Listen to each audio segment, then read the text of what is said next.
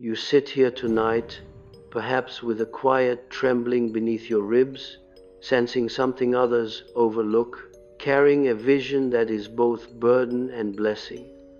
The title we gather under, The Danger of Seeing What Others Don't Already. It whispers of separation, of exile, of the empath who stands at the edge of collective perception, holding an awareness too large for the world's comfort. And because you see what others do not, you begin to wonder if perhaps you are mad, if perhaps the intuition that burns behind your eyes is a hallucination rather than a truth. Yet, I tell you, throughout history, every visionary has been called strange before they were called necessary. Every empath has been dismissed before they were understood. And the comeback, the return of the inward one begins the moment you stop doubting the perception gifted to you. In my years of study, I observed a pattern in those who sense beyond appearances. They often walk through life with the impression that others live on the surface of water, content with reflections, while they themselves sink beneath, into the dark lake where secrets sleep. To see what others don't is not an achievement of intellect, but a fate. It is a summons from the unconscious, a calling from the shadow world. And no human escapes the consequences of such sight. For the empath, perception is not merely vision, it is penetration through masks, through personas, into the naked architecture of the soul. You feel this, don't you? You do not simply watch people, you read them. A slight change in tone, a silence between words, a flicker in the eye, and instantly you know, not by logic, but by resonance. And this capacity, though silent, often becomes your suffering. Because once you see, you cannot unsee. Once you know, you cannot unknow. And there is danger in such knowledge, for society fears the one who sees too deeply. They prefer blindness if sight demands transformation. They cling to illusion, because illusion is warm. Truth, however, burns. I have met many who were exiled by their own clarity. They walked through families, relationships, institutions like ghosts, invisible, misunderstood, misinterpreted as fragile, when in fact they carried an ocean of perception inside. Empaths often learn early that others are frightened by emotional precision. To say, this person is lying, this affection is false, this wound is real, such statements unsettle the collective dream. And when truth threatens comfort, comfort wins. The empath is punished for their clarity. And thus begins the archetypal descent, the withdrawal into the inner world where vision grows stronger and the comeback quietly prepares itself. There is an ancient image from myth, the seer who returns from the underworld. They descend alone, ridiculed by those who prefer daylight, but when they rise again, they bring fire in their hands. Knowledge no longer weighs but illuminates. This is the empath's journey. First comes the wound, seeing what others refuse to notice. Then comes rejection, your truth is too sharp for unready minds. Then silence, you withdraw to survive. And then, when your vision ripens, comes the return, the comeback, not petty, not triumphant in vanity, but inevitable, like dawn returning to a valley that thought itself eternal night. The danger lies not in sight itself, but in the loneliness it produces. The psyche longs for recognition, for someone to say, I see what you see. But often there is no such voice. So the empath doubts their own perception.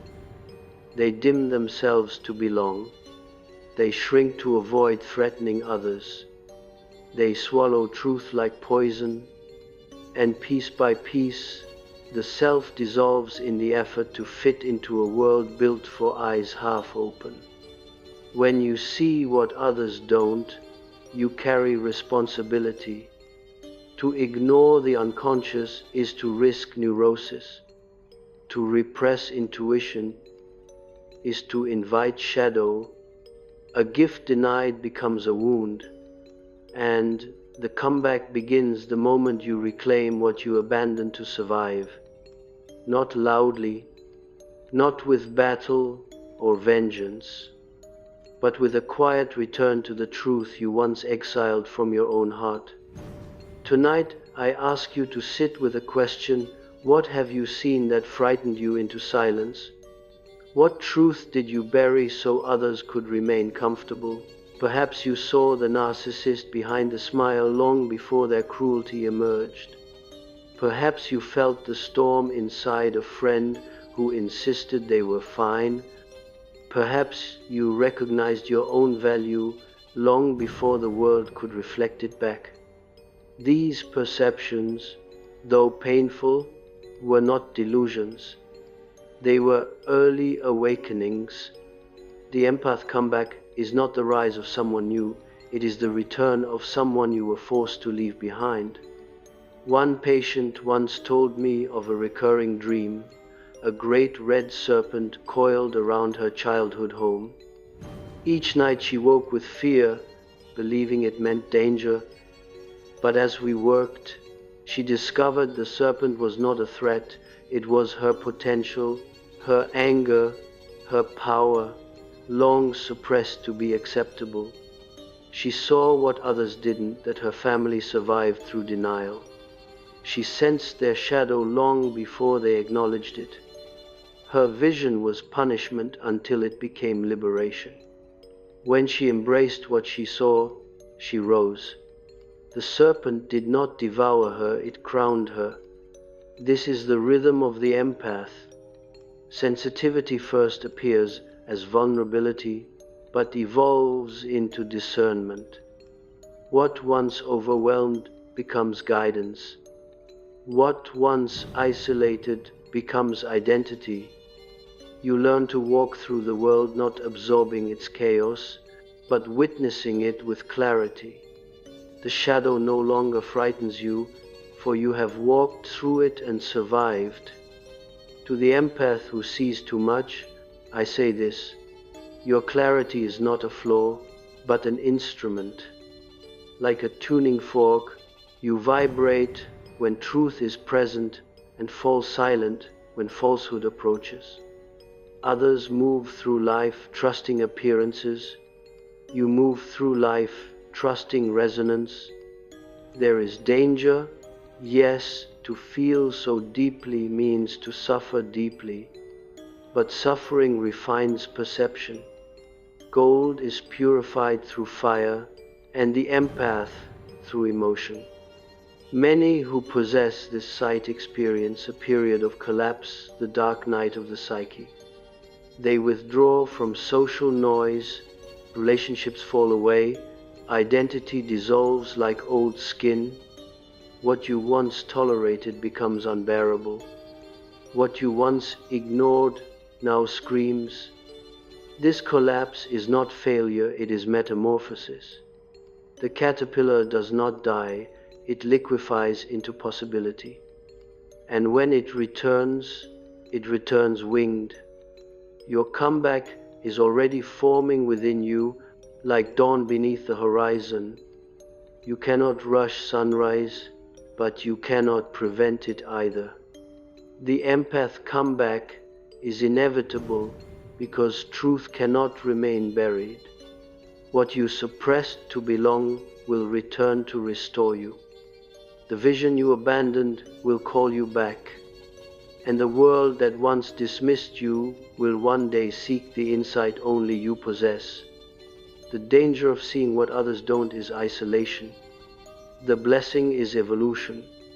The comeback is integration, the moment you no longer dim your sight to comfort others. You may feel now that your perception separates you, but separation is the forge of individuality. The self is born in difference, not similarity. Those who see as you do are few, but you do not need many. A single mirror reflecting your truth can undo years of self-doubt, and if you have not yet found your mirror, be it. Shine for yourself, recognize yourself, return to yourself. The psyche does not care if you are accepted, it cares if you are real. And so we begin. If you are here, listening, it is because something within you refuses to accept the surface narrative of life. You do not want comfort, you want truth. And truth demands sacrifice. The empath who sees what others don't is asked to relinquish illusions, to outgrow fantasies, to stand in the raw presence of what is. Many cannot bear this. They cling to shadows, believing they are light, cling to roles, believing they are identity. But you are the one who notices the unsaid, the one who hears the whisper beneath the sentence, the one who feels the fracture beneath the smile. And because of this, you often stand alone at the edge of awareness. When an empath suppresses their sight to belong, the psyche rebels. Nightmares emerge to restore what daylight denied. Sudden emotions swell like tides. A sense of inner dissonance grows, pressing, insisting. You feel a truth you are not yet ready to speak. You sense a pattern that others have not seen. You watch human dynamics like currents beneath the ocean, not waves on top. This is not imagination, this is perception that precedes language. Empathy, when matured, becomes a form of clairvoyance, but every gift carries shadow. To see what others don't often means carrying the pain others avoid. You become familiar with sorrow that is not yours, anger that is not yours, fear that was never born in your own history. You feel the collective wound, the trauma embedded in families, the generational story passed like blood, the archetype that lives beneath the skin of culture. Sometimes this feels like drowning in emotion that has no source. You ask yourself, why do I feel so much? Why does the world weigh on me alone? It is not that you are weak, it is that you are porous, receptive, tuned to frequencies others cannot hear. I have said, sensitivity is not fragility, it is precision. A violin vibrates with the slightest touch, not because it is weak, but because it is finely made. It can produce symphonies no stone could dream of. In the same way, your psyche resonates with emotional truth. But resonance demands boundaries, and boundaries must be learned. Many empaths mistake absorption for compassion. They carry what is not theirs, believing it is love. Yet real empathy is not self-sacrifice, it is deep recognition without annihilation. To feel another does not require losing yourself. The comeback begins where self-loss ends. In your life, there may have been a moment, perhaps you remember it vividly, when you realized you saw something others refused to acknowledge. A narcissist in a position of power, a friend wearing a mask, a family wound no one dared name. You spoke, perhaps gently, perhaps trembling, expecting gratitude for your insight. Instead, your truth was met with denial or hostility. People distanced themselves. You learned to silence your perception. not because you were wrong, but because you were early. The visionary is always early.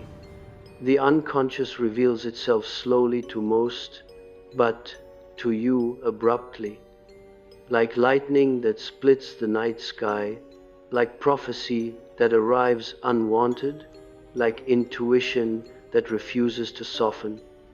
It is overwhelming to see the truth of a situation long before it plays out, to know a relationship is ending before the final words are spoken, to sense betrayal months before the act, to feel the shift of destiny before circumstance changes.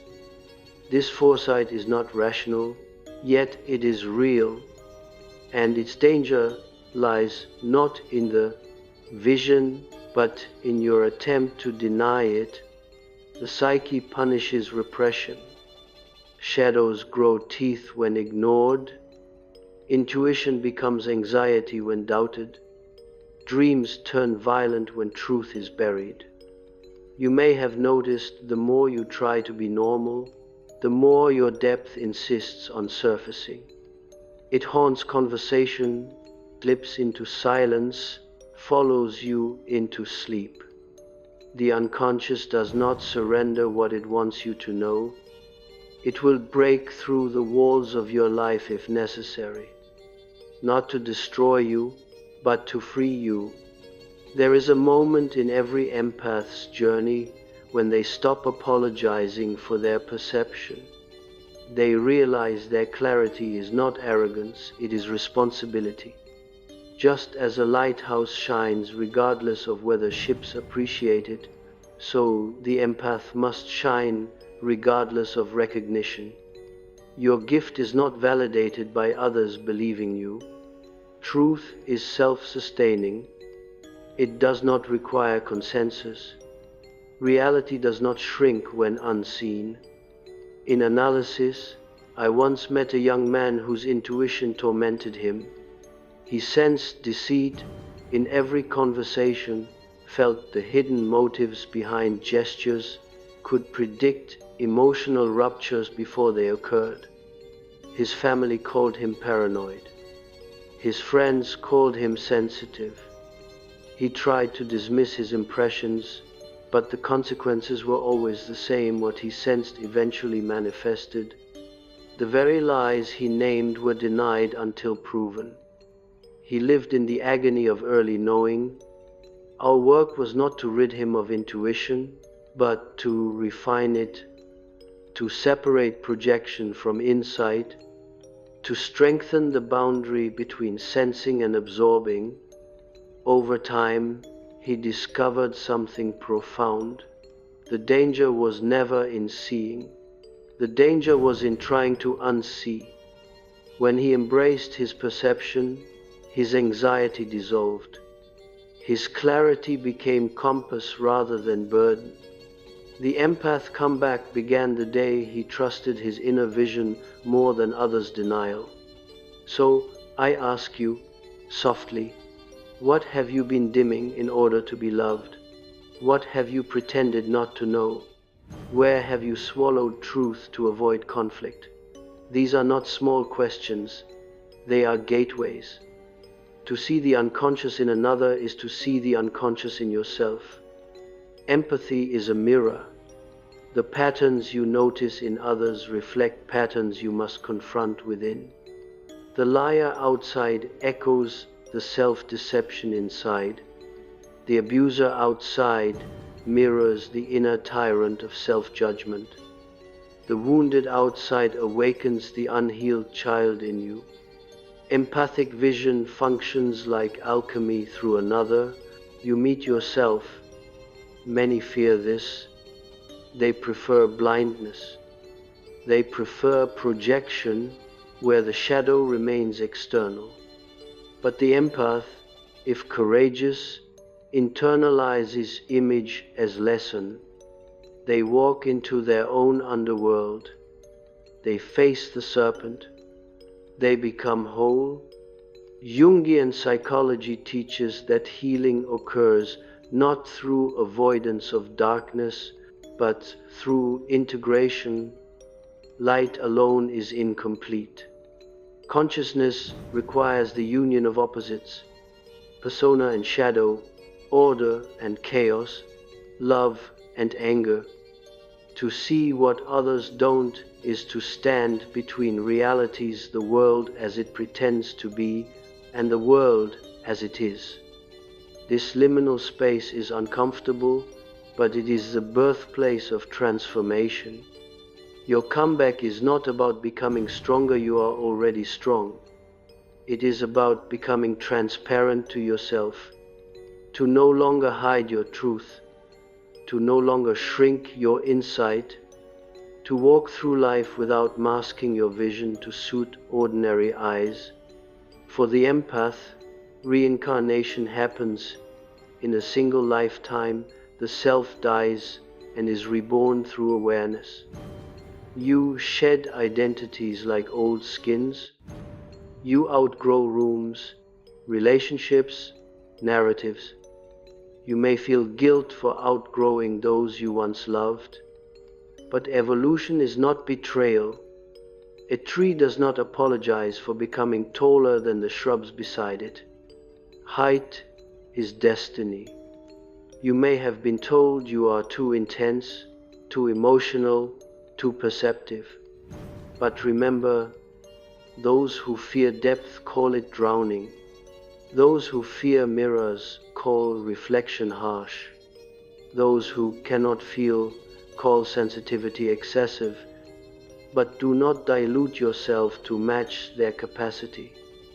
You were not made to see shallow. You were made to see through. And here is the heart of the danger. If you dim your vision long enough, you lose the ability to recognize your own truth. The world convinces you that you are imagining things, that you are dramatic, that your intuition is unscientific. Yet science itself was once intuition. Every discovery began as a suspicion no one could prove. Vision precedes evidence. The empath comeback is the moment you stop explaining yourself. You no longer argue for your truth. You no longer seek permission to feel. You simply know, and knowing becomes enough. Let us breathe here. Let us pause in the gravity of this. You are not strange for perceiving hidden architecture. You are simply early. Visionaries arrive before comprehension. But time will catch up to you. Truth will catch up to the world.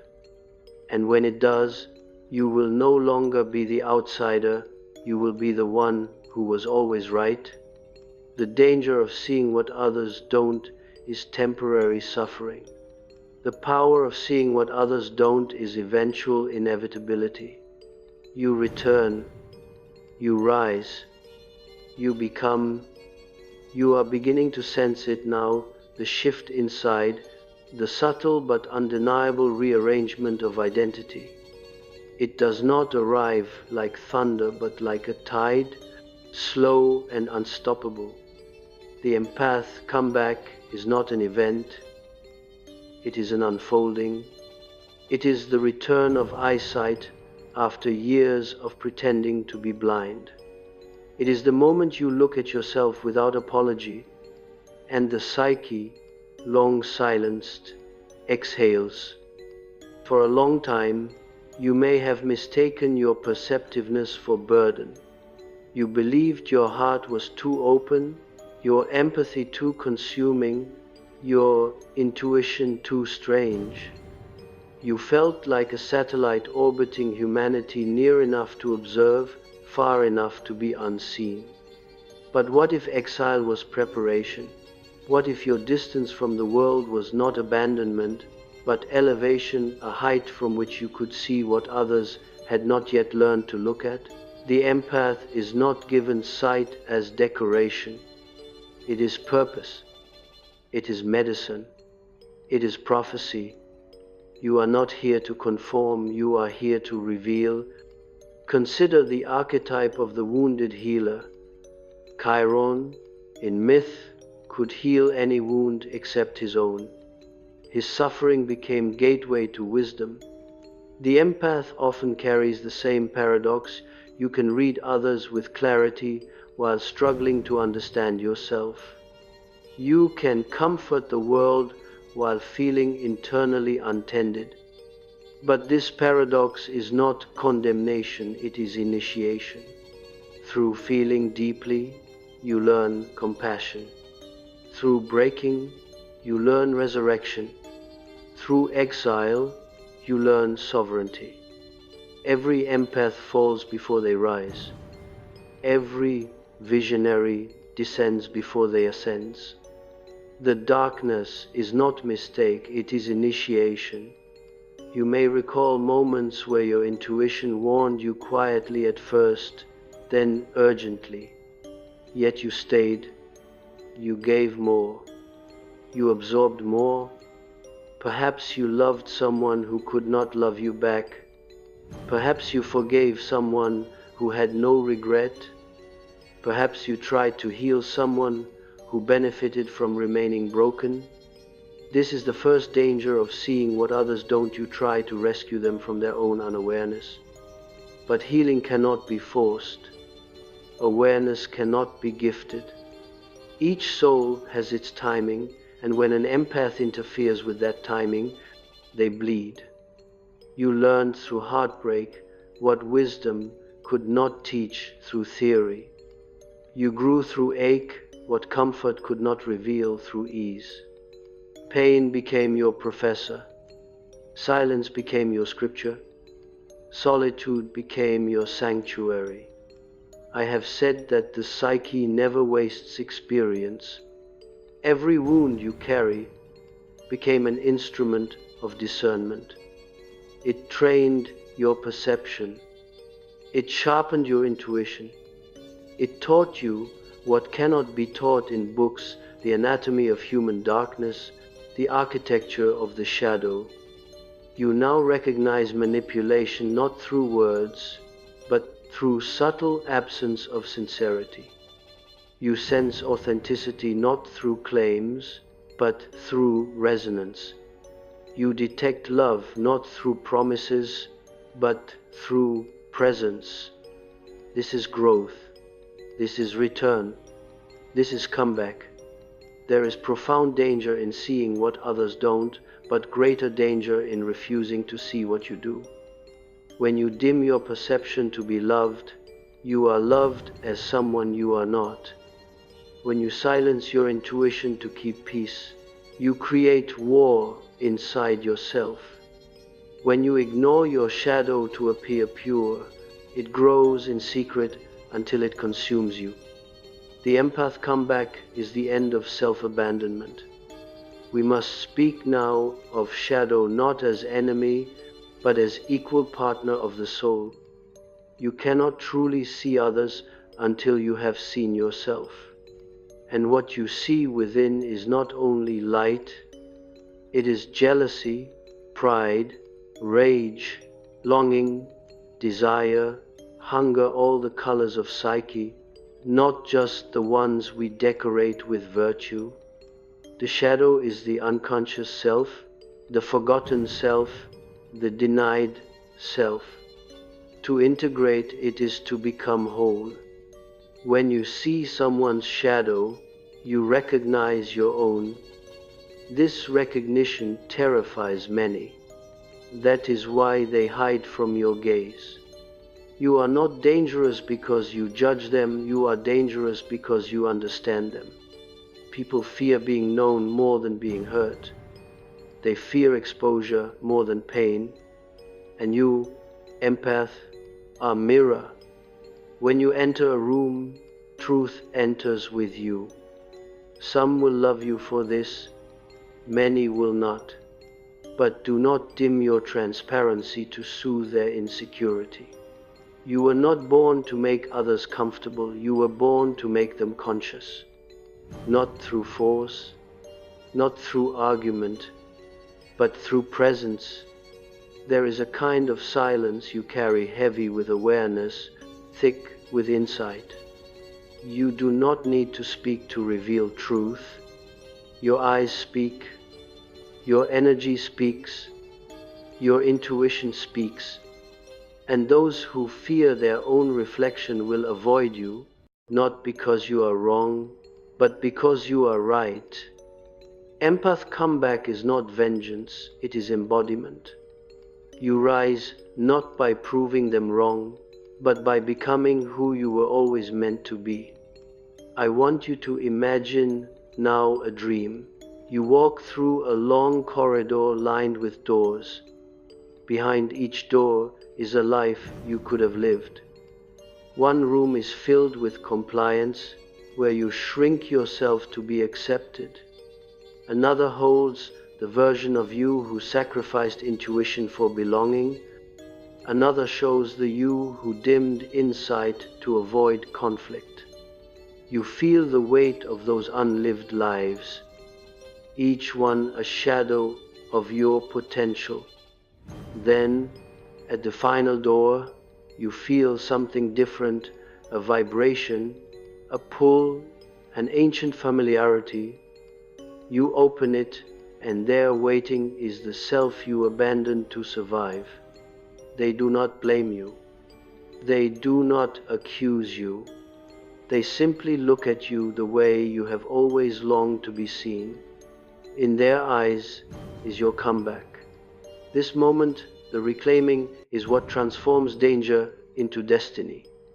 When you integrate your lost self, sight becomes power rather than burden. Insight becomes compass rather than chaos.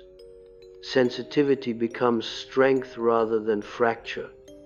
You are not returning to who you were, you are returning to who you really are. Let us speak of power, not domination, but presence. True power is not loud, it does not demand, it simply is. The empath comeback is quiet power. It is the ability to walk away without explaining, to feel without absorbing, to know without proving, to love without losing yourself. You rise not through confrontation, but through clarity. You ascend not by force, but by alignment. You become untouchable not because you harden, but because you awaken. The danger of seeing what others don't is that you may feel responsible for what they refuse to learn. But you are not the savior, you are the signal.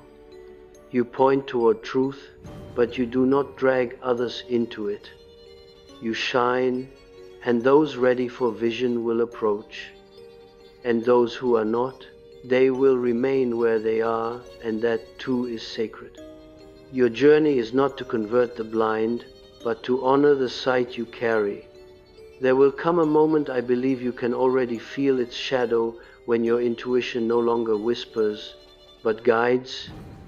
When relationships align with your depth instead of compromising it. When your boundaries become effortless, natural, unarguable. When you step into rooms no longer shrinking, but centered, grounded, sovereign. You do not rise above others. You rise into yourself. The empath comeback is not ascension, it is homecoming. You return to the eyes you were born with. You return to the heart you silenced. You return to the truth you buried.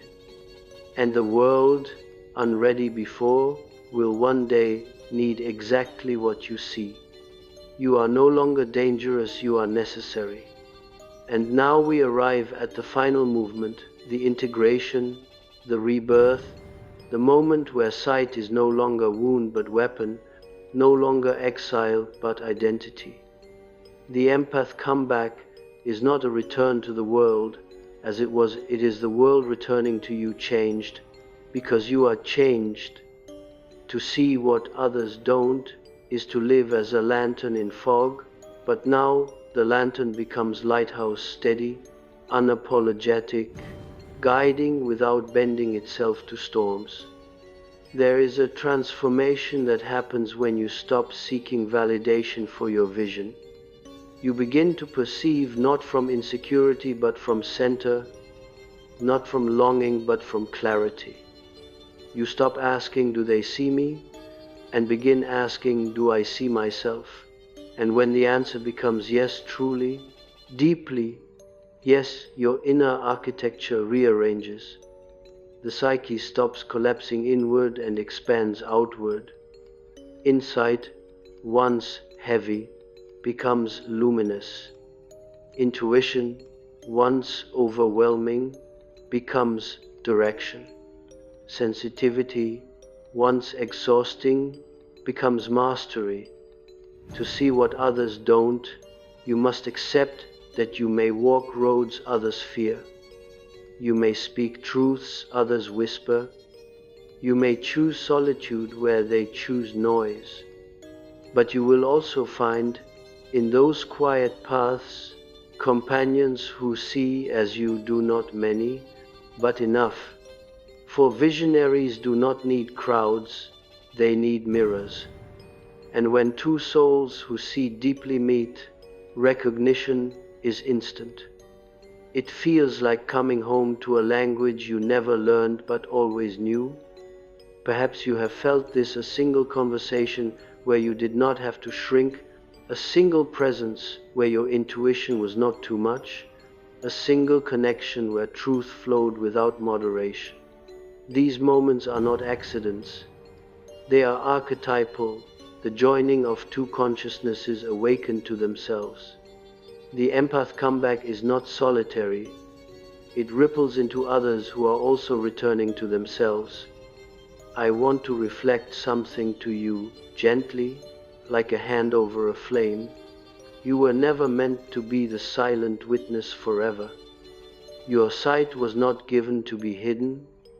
You are not the peripheral presence, you are the axis of awareness, the one who stands at the threshold between unconscious and conscious, carrying message, meaning, interpretation. And when the time comes to speak, your voice will not tremble, it will resonate like truth, recognizing itself. Seeing what others don't means you will often predict endings before beginnings conclude. You will outgrow relationships kindly yet decisively. You will walk away not out of anger but alignment. You will release what contracts you. You will decline what drains you. You will no longer participate in the denial of your own vision to preserve peace that was never real.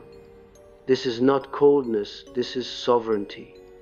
Empathy without sovereignty is martyrdom. Empathy with sovereignty is power. You now reach a point in your inner evolution where emotional awareness becomes emotional alchemy. You feel someone's pain without drowning in it. You hear someone's story without carrying its weight. You love without dissolving into the other. You walk into the unconscious without losing your light. And this is the pinnacle of the empath comeback. Not that you feel less, but that you feel with mastery. Not that you know less, but that you know without collapsing. Not that you soften your insight, but that you wield it consciously. I think now of dream symbolism, a recurring image in those who see too deeply, the staircase.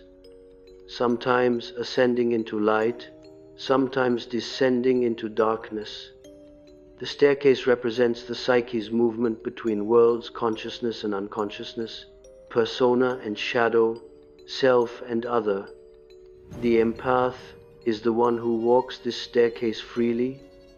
They do not fear descent, for they know darkness is information. They do not fear ascent, for they know illumination is integration. They move between realms like a messenger, like Hermes with wings at his heels, like Orpheus bringing song into shadow. And yet, the final transformation is not descent or ascent, it is unity. You learn not to separate your intuitive depth from your daily life. Insight, becomes embodied. Wisdom becomes ordinary, effortless, lived. You no longer have to try to understand, you simply do. You no longer wrestle with perception, you inhabit it. Your vision becomes identity. Your intuition becomes compass. Your past becomes foundation. The world begins to respond differently to you. Some will sense your sovereignty and soften in your presence. Others will feel exposed and retreat. Both reactions are truth. You no longer adjust yourself to fit either. You remain clear, centered, awake. This is the return of the empath to themselves. Do you feel it? That subtle expansion behind your ribs, like the psychic chest opening? That quiet certainty that what once wounded you has become your instruction? That old pain has become new perception? This is the alchemical conversion, suffering into sight, heartbreak into wisdom, intuition into authority. You no longer plead to be understood. You no longer shrink to be accepted. You no longer betray your knowing for comfort. You have come back. The danger of seeing what others don't becomes power when you stop fearing what you see. You no longer wish to unsee, to unknow, to return to superficial sleep. You choose wakefulness. You choose awareness. You choose truth over belonging. And in doing so, you belong to yourself completely. There will come a moment, perhaps soon, where someone asks, "How did you know?" And you will pause, not because you cannot answer, but because you realize knowing has become natural. The empath comeback is the normalization of intuition. Insight no longer needs justification. Perception no longer needs defense. Your subtle awareness is no longer miracle, it is muscle, trained through pain, matured through shadow, sharpened through solitude. You are no longer overwhelmed by sensing others, you are selective. You are no longer consumed by emotional tides, you surf them. You are no longer burdened by truth, you embody it. The world has not changed, you have. And now, for the first time, the world becomes readable, navigable, traversable without collapse. You stand rooted in self. The storms still come, but you do not fall. You see lightning and do not mistake it for terror, only illumination. You see shadow and do not mistake it for evil, only information. You see others not as threats, but as texts, pages to read, stories to decode, psyches unfolding. What once frightened you now fascinates you. What once drowned you now deepens you. What once broke you now builds you. And to every empath listening, I say this clearly, like prophecy whispered across generations. You were never too much. You were never too sensitive. You were never too intuitive. You were simply ahead of your time. Your vision was premature for those who could not yet hold their own reflection. But time shifts, consciousness evolves, and those who once called you strange will one day seek the light you carry. The danger of seeing what others don't was the beginning. The isolation was the middle. The comeback is the conclusion and also the beginning of everything new. You rise silently, not to prove but to exist. You return not to them, but to yourself. You carry sight not like burden, but like torch. And the torch does not apologize for fire. It burns because that is its nature. So burn, empath, burn with perception. Burn with intuition. Burn with the knowledge that your eyes were designed for depth. Do not dim them again. You are the one who sees, and the world sooner or later will need exactly that.